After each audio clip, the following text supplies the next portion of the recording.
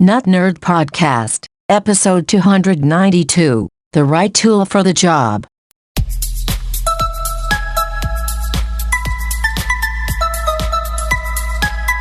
Welcome to the Nut Nerd Podcast. I'm Nate Heath, and we are here to help you tech better. Here with me, as always, Mr. Dave Baylor. Well, good day to you, my friend. It's always a pleasure to look straight into your eyes and see your beautiful, shining face. Yes, via Zoom. Previous pick of the week. I said that right when my wife walked in, so she's now drawing up the divorce papers. She thinks. Yes. She's like, "What is that State Farm commercial?" Yeah, Jake from State Farm. What's colors? What's Jake wearing? Khakis. And I'm not even wearing a plaid shirt today, so she would not believe you. So She wouldn't believe me. Oh man. Not believe me. Yes. Well, we are here to talk about technology, so let's start doing that with some follow-up.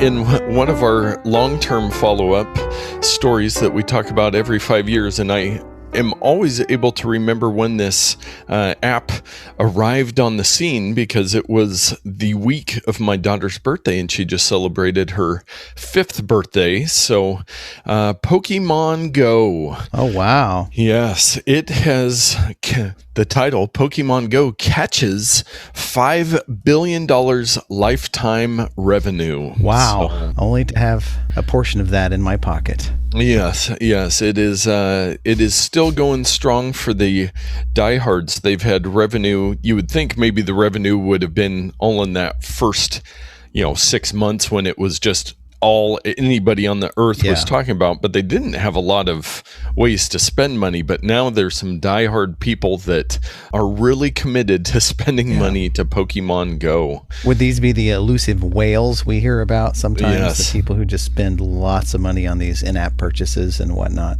Yeah. No, I think it is a very small percentage of people that are still playing that. As with most things, there's a small percentage, the whales, that spend all the money. But it is, to date, Pokemon Go has picked up approximately 632 million downloads.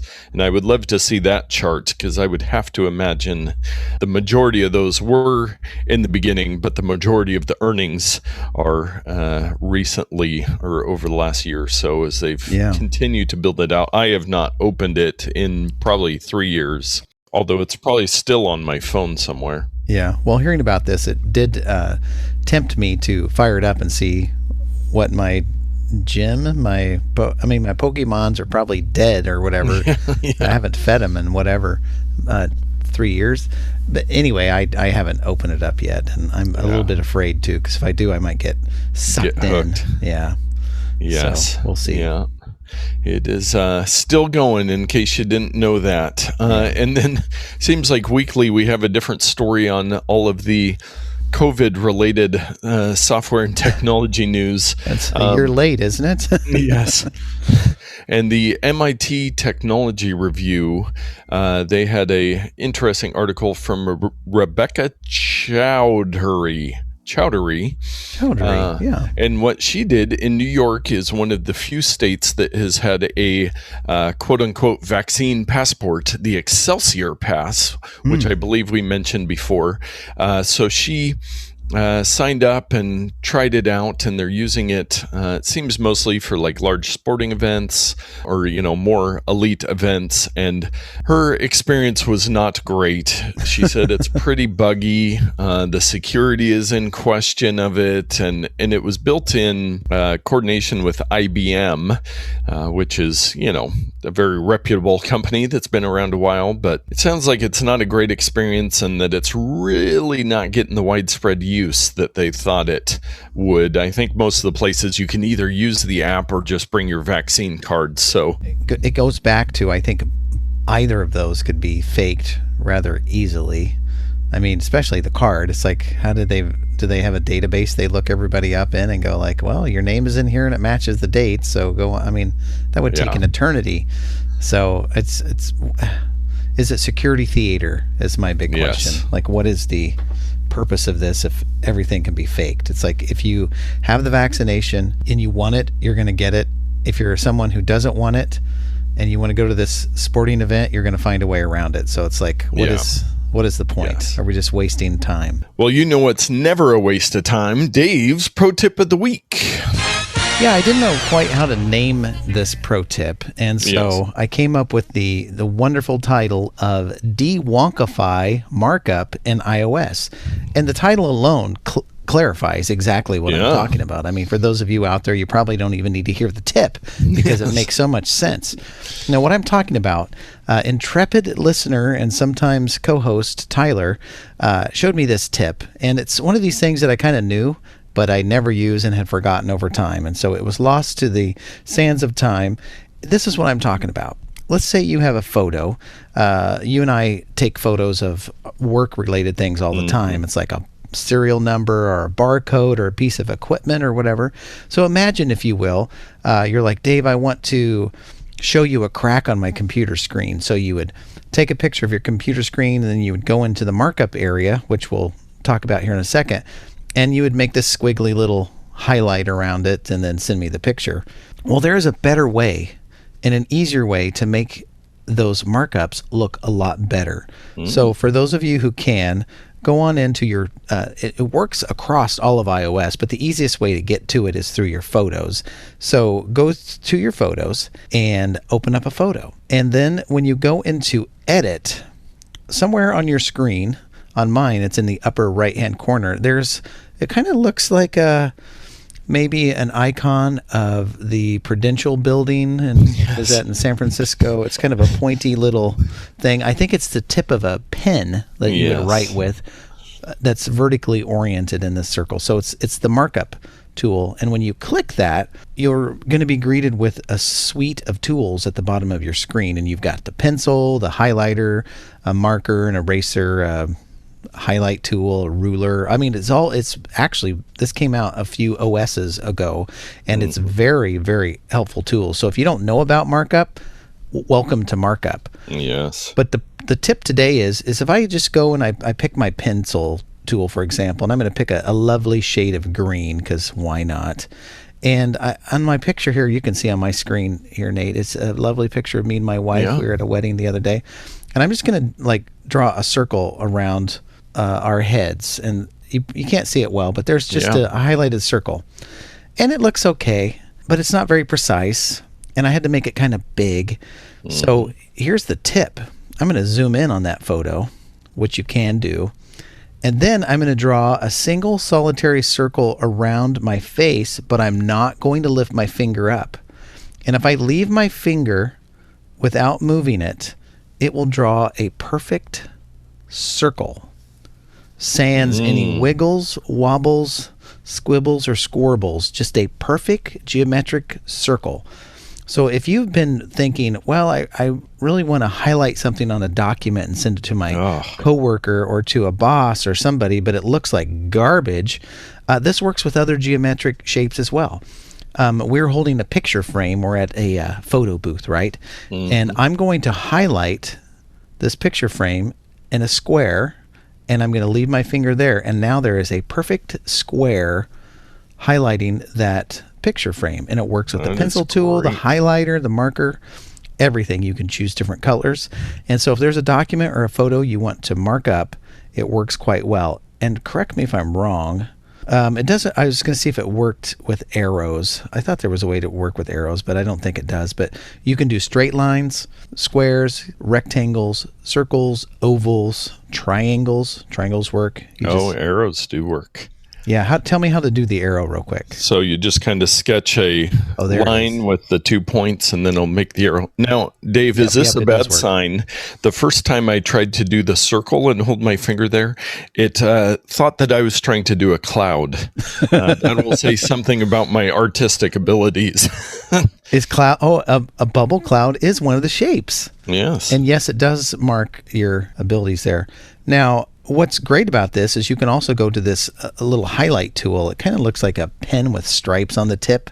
Yeah. And you can tap that shape, and it will highlight the shape, and then you can move it around. So if you weren't very precise, you can move it around.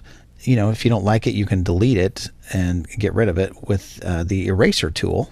Will get rid of your shapes if you just want to start over again. So Never before in the history of the world have you been able to so precisely highlight and mark up photos and documents on your cell phone. Well, now is the time. With this tip, you can use the de-wonkify feature shared with us by our friend Tyler. Oh, that's great. And there's also, now I am running the beta of iOS 16, so it might differ if you're still on the current version, but there's a little plus sign over by the color where it'll let you do the shapes and the signature stuff too, which is very nice. And if you're on 16, you're one ahead of everybody because I think we're on beta 15 right now. Oh, yes. I'm on 18, so I'm doing it with my mind. Yes, there is a plus button, and there are some of the tools there at the bottom, the square, the rectangle. Yes. Wow. Yeah, markup is great. And those tips really make it a lot better because that has been my complaint in the past is I try to circle something and it just looks horrible. It's like, I don't want to share this with anybody. Well, I usually go into the marker mode and just kind of make a scratch over the top of the item because it's a transparent tool. And it's just like this thing here, Yeah. Now I'm going to be able to do it in a much more clean way that makes more sense to the person on the receiving end. Yes, you can really, really have some fun with that. So, great tip. Well, let's move on to our takes of the week. You might have heard that one of the billionaires made it to space this last week. The first one, Richard Branson. We had talked about Jeff Bezos doing his trip, but Richard Branson beat him, and it was a successful space flight. They went, 54 miles up into the air or something? I have yet to watch it. I've seen all the clips and the the news links and everything, and I just haven't clicked on there to watch it and learn about it because to me it seems like more of a glorified high altitude airplane than a rocket or something like that. Yes, he did not walk on the moon. They went 50. I was way off. It was 53 miles, not 54 miles. I apologize for my error. But yeah, so Branson, who earned his pilot's license, tested the astronaut cabin experience. And so my guess is they experienced weightlessness. Yes. So Neil deGrasse Tyson has a podcast or a YouTube channel that he goes through and does different explainer videos. And one was on where does space start. And even watching the video, it's really hard to tell where there's so many different definitions. Is it based on the atmosphere? Is it based on the gravity well of the planet Earth? Is it based on its relationship to being in orbit? Or is it like, are you only in space when you're in interstellar space away from the sun's influence, which is really far out there? The heliosphere goes way out there, like way farther than you'd think. I think the Voyager spacecraft just recently went outside of the sun's influence, and it's been going since the 70s, Yes. So the definitions are very sketch, is my point. And so did they go to space? Well, it depends on your definition, I guess. Yes. According to the U.S. Air Force, their defined boundary of space is 51 point. Oh, no. That's the one that they... even you're confused by the article that you're reading. Spaceship Two already set records by flying beyond the Air Force's defined boundary of space in 2018, reaching an altitude of 51.4 miles. So it's... I'm maybe 50 miles is what the Air Force defines as space. They don't mention what the U.S. Air Force's defined boundary of space is. Let me see if I Google that, what it tells me. Yeah, and I'm assuming that these figures are from sea level because, Mount Everest is a couple miles up. There's the Kármán line, which is 62 miles. Yeah, it's much like if Neil deGrasse Tyson can't make it clear for you, it's not a clear thing, so I'm not going to figure it out. But and equally as groundbreaking, Nintendo announced that they've got a new Nintendo Switch model coming in October. Now, unsurprisingly, I do know more about this than I do the space. Yes, I figured you would. I was all excited about this. I've been waiting for this. I have an original OG Nintendo Switch, even though I bought it on like year 3 of the Switch being out. Now we're on year 5 or 6, I think. They finally released, in addition to their Lite, they had the Switch Lite. Oh, yes. And then they recently came out with one that has a little bit better chip in it that has better battery performance and stuff, but it looks and functions the same way as the original one. And this one is the first one that like changes the screen and a few other things. However, it's got the exact same internals of their recent update. So there's no faster chip, there's no better anything. You basically get a larger and very welcomed OLED screen on the handheld unit. New updated dock. The back kickstand has been updated so that it doesn't just tip over when the wind blows and break off or whatever. So there are several improvements. But if you already have a Nintendo Switch, it's not that compelling of a device to upgrade unless you do a lot of handheld gaming. Then you're going to see a benefit. If you have it hooked to your TV all the time, you will not notice one difference at all. So, of course, I want one, you know. Oh, yeah, of course. I don't know if I'll be getting one, but if anybody's looking for a deal on a used original Nintendo Switch in very good condition, maybe I'll part with it and throw in a few extra dollars and upgrade to the new one. We shall see. Yes. I've been tempted a couple times, but my daughter is still very complacent with playing games on the iPad. So, and there was something that her and Chelsea were discussing the other day, and she didn't really understand that she played video games. There was some video she watched or something where they called them video games. She's like, I don't play video games. And it's like, well, yes, you do. It's just...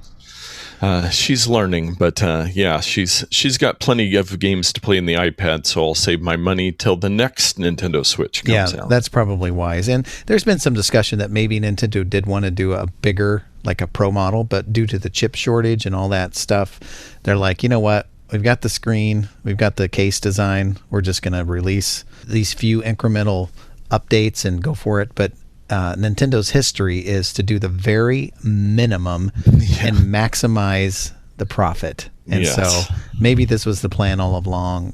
Who knows what the truth is. But if you're looking to buy a Switch, October, I think, is when they come out, would be the time to pick up the holiday period. Yeah, pick up the new one. It's better in almost every way except for performance. So, you know, it would be the one to get. Yes. Well, we've got a couple security and privacy stories. The first one is you might have heard because it's been on the mainstream. It's broken into the mainstream in the news. The Kaseya ransomware attack, which most people probably have never heard of Kaseya. I am very familiar with it because a IT company that I used to do a lot of work with used it, and it is I use a similar tool, not that one. It's a tool for, we've talked about a long time ago, MSPs, which are managed service providers. So if you don't have your own IT business or IT staff, you hire an MSP that has a bunch of clients, which is very similar to what I do for Consist Media, part of my business there. So when you are an MSP, you want to be able to access all the different servers remotely and kind of keep track of everything, get alerts if anything's going on with the computers. So you install the endpoint on all the computers at your client, then you're in your office and you can pull up any computer, check it, see if anything's going wrong with it. Well, as with some of the other attacks in the past, Kaseya becomes a very high-profile target for a ransomware attacker, because then if you can break into that, you have access to all of the computers that those places have access to. So this one is really huge because a lot of people use Kaseya, and the Ars Technica article I have in the show notes says up to 1,500 businesses infected in one of the worst ransomware attacks ever. So they were able to find a weakness in Kaseya, which I've heard some reports they knew about beforehand and did not take care of. They got into that.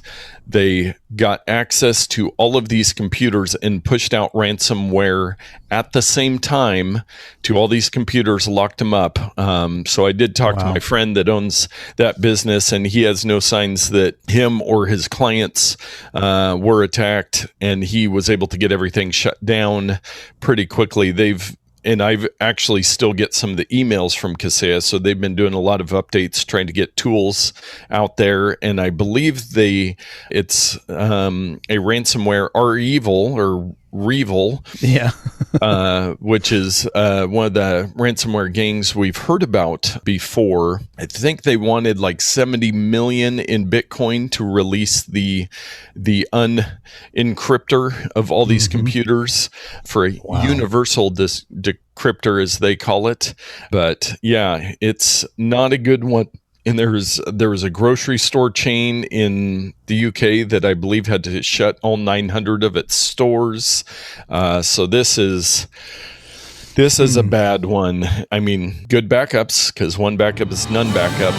You might be able to get all the computers, but could you imagine, just think a grocery store with 900 stores, even if you did have good backups of everything, how much time it would take to get back up and running on things. So, yeah, it still costs the company millions of dollars, even if they have good backups, but I guess millions is better than 70 millions. Yeah. It's out of control. I saw an article that maybe President Biden was working with President Putin in Russia to try to crack down and find some of these bad actors, because, I mean, this is just a scourge on the productivity of the entire planet. I mean, we're just trying to do our jobs and live our lives, and these creeps come in and shut down everybody's computers, and we've seen in the past how it can even affect people's physical lives by impacting response vehicles and hospitals and aircraft and other things that rely on technology to save people's lives. And so it's despicable. SEAL Team 7 needs to go in there.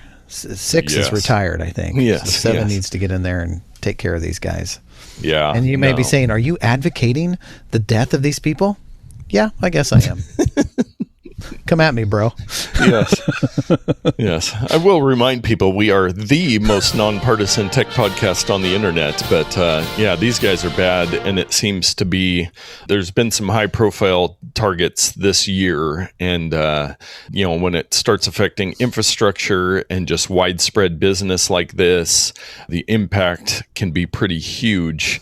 It is no good at all. So hopefully Kaseya can get it figured out, and knock on wood, similar service that I use stays protected. And but it sounds like Kaseya maybe had some negligence on their part as far as some stuff that they knew about they didn't fix, and so that could be very costly. A lot of people I know in some of the IT groups I'm in, are already looking for other ones, but it's that thing of, well, now that they've been through it, they're going to be hopefully better moving forward, whereas another company maybe doesn't know about a vulnerability that they have. And for those wondering, yes, I did spend several months doing speech coaching on saying vulnerability. Sorry, Todd. You can Kaseya that again. Yes, indeed.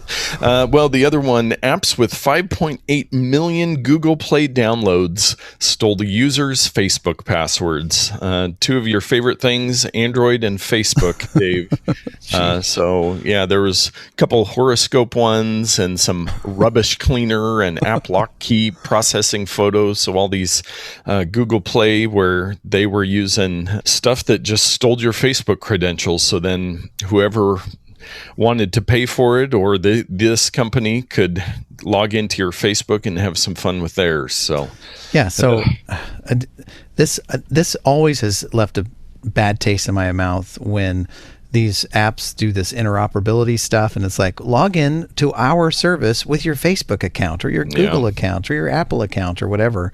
I don't even like Apple's thing. I don't want to do it. Sometimes you're forced to do this, and it's like, how do I know I'm not just giving you my credentials? You could make a fake screen that looks like the Facebook login page and just do what these apps do. They record your credentials. And so I would, every single time, I prefer to create a brand new account using, a Google email address. But I don't use the built-in API where I have to put my Google username and password in. I do that very sparingly, only when I have to. But so maybe that's just me, but this is evidence that I should be wary of these apps, because it seems very simple for them just to steal your information. And maybe this was done by Facebook integrating with the app as well. And that's always been one of my fears of having these tools on my phones is, are the apps talking to each other and sharing data just because they're on the same device and they can? I mean, I don't know. Yeah, It's crazy. It looks like on this one, the Trojan software, after you opened up the app, it would bring up the legitimate Facebook webpage, but there was some extra JavaScript injected into that, which with logging you into Facebook, it also took that information and passed it on to their servers. It's like a man in the middle attack. Yes. Well, let's get to something to cleanse our palate, as we like to do after security and privacy stories. I found this one and I thought of you, Dave. It's actually a TikTok video where this guy found the inspiration for the original Super Mario Brothers soundtrack. So it's a couple other songs from the 70s and 80s. And once you listen to the video, you will immediately know that it is directly, almost maybe not ethically taken.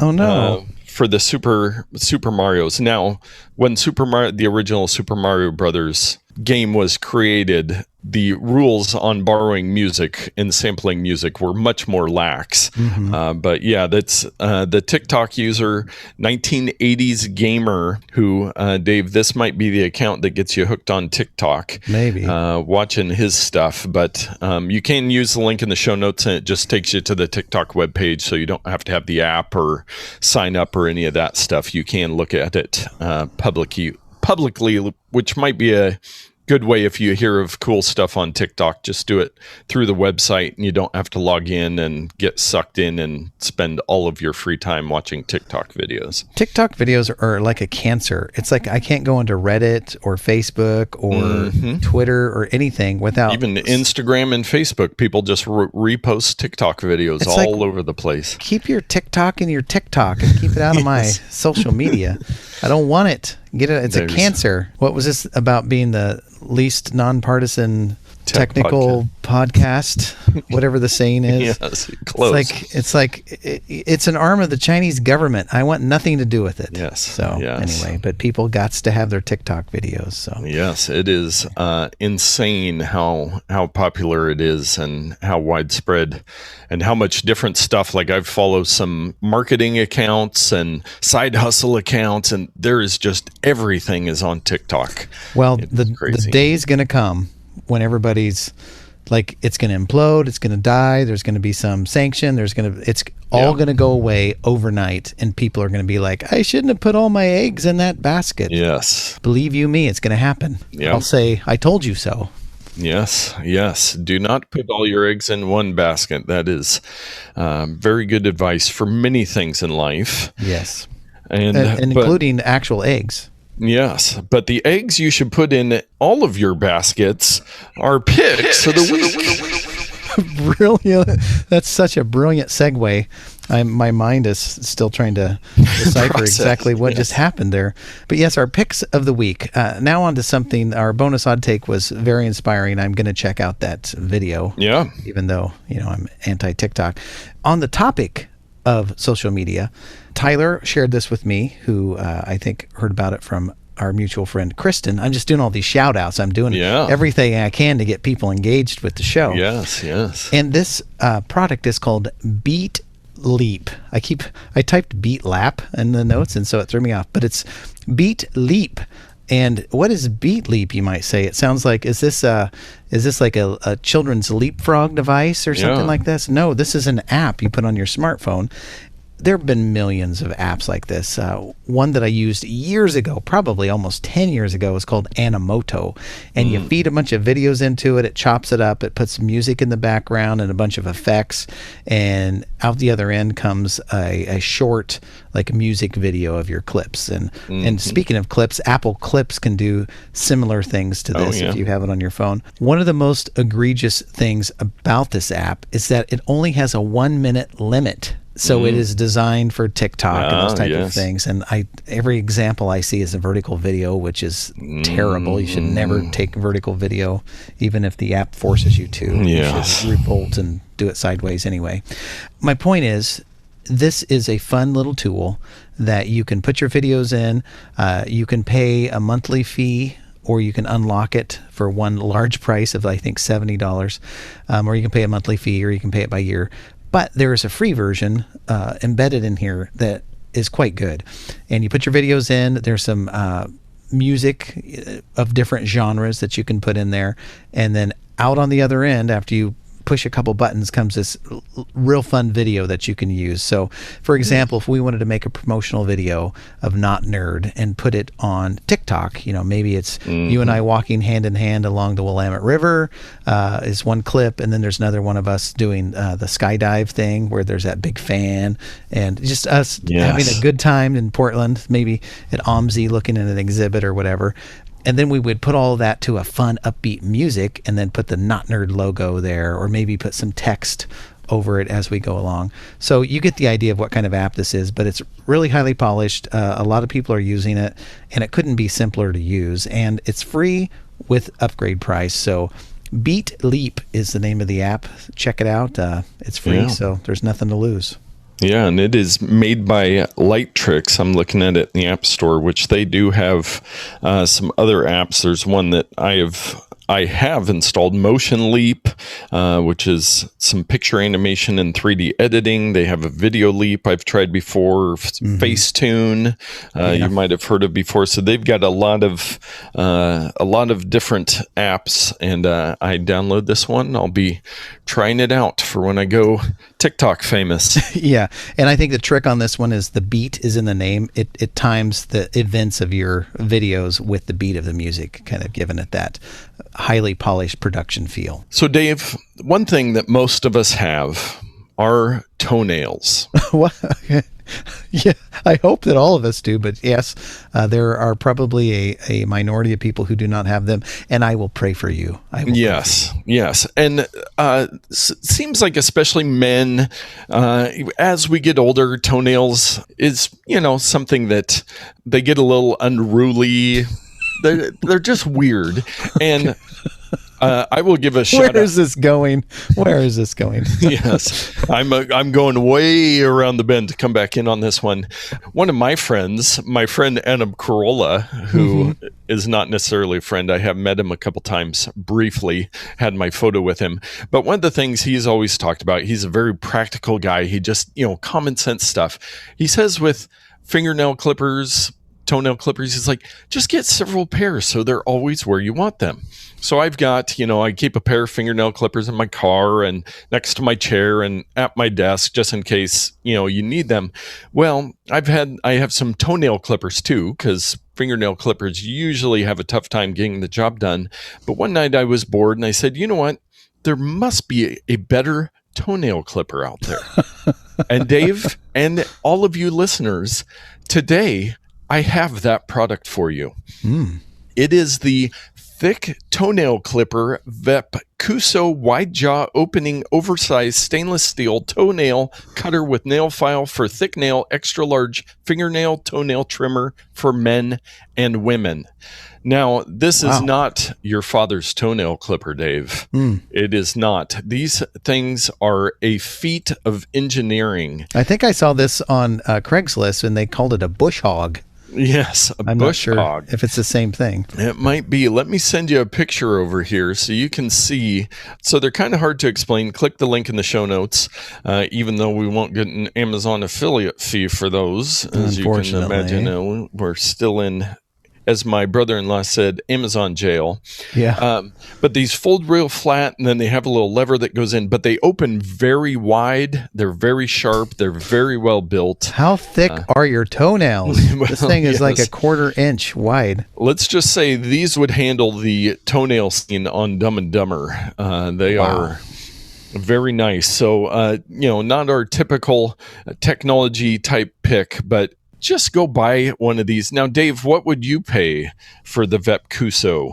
Well, there's only one price in my mind, and I can't tell if it's high or low, but I'm going to say $8 is what one of these things might cost. Well, yes, and I did not. They have a perfect 5-star rating on 3,000 reviews. No, that means I'm low. Yes. They're very ergonomic, I will admit with that. And they are, the last bullet point, this will up your price, Dave. It says, best gift for your friends. I bet it is. So, they would love to get this. Like, hey, here's some toenail clippers. Yeah. Wait, You what? were flip-flops the other day. I bought these for you. But they do come with the oversized nail clipper, a very nice metal nail file, a portable pocket bag, and a stainless steel box. Oh, well, the box puts it up there.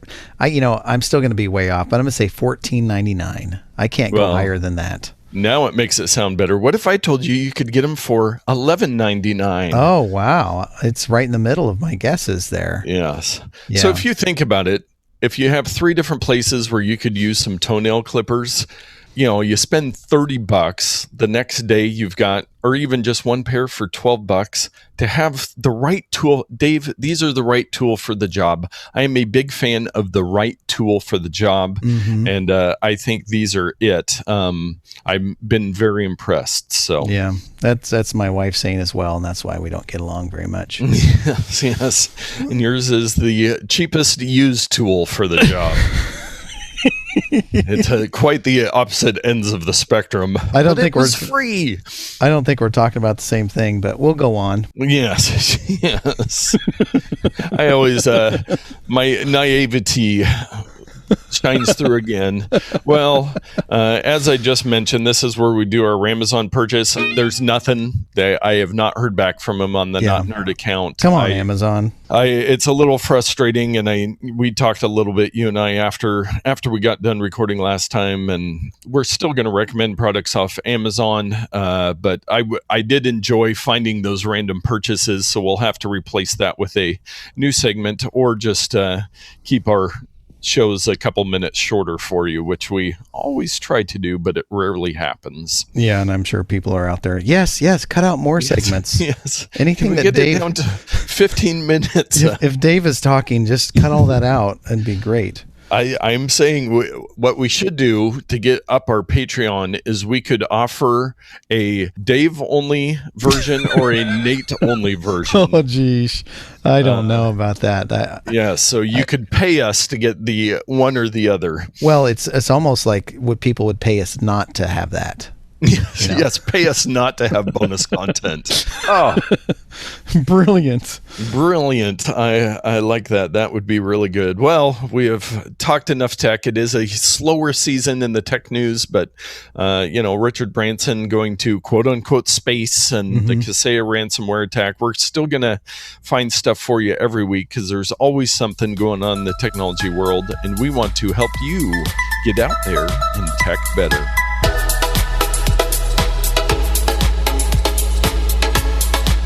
Well, good there. Well, good Tate. Jeez, freaking Louise. Am I out of practice or what? Dave, cut some of this out. I've already edited my brain started going like